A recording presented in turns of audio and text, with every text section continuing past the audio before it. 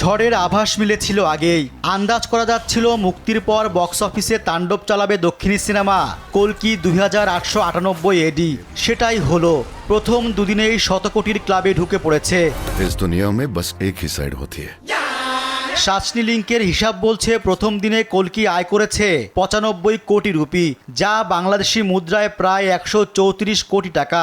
এর মধ্যে 64 কোটি 50 লাখ রুপি বা 90 কোটি 92 লাখ টাকা আয় করেছে কেবল তেলুগু সংস্করণ থেকেই। হিন্দি সংস্করণে 24 কোটি রুপি তথা 34 কোটি টাকা আয় করেছে।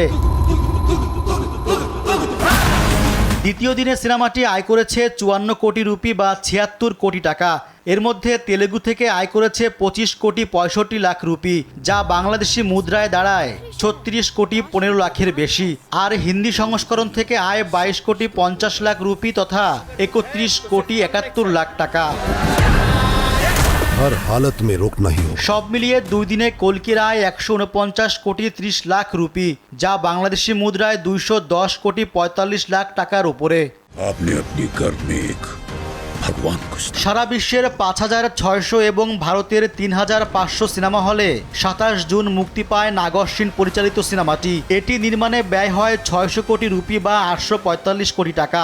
মুক্তির আগেই ভারতে 19 লাখ টিকিট বিক্রি হয়। অগ্রিম বুকিং থেকে বক্স অফিসে 50 কোটি রুপি তথা 70 কোটি টাকার ব্যবসা করে কল্কি। रिकॉर्ड चेक कर लो।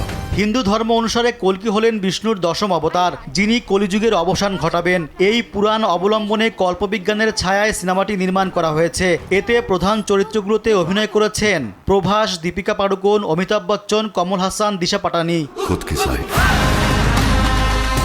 রেজওয়ান সিদ্দিকী, দেশ টিভি। मैं आज तक एक फाइट नहीं आ रहा।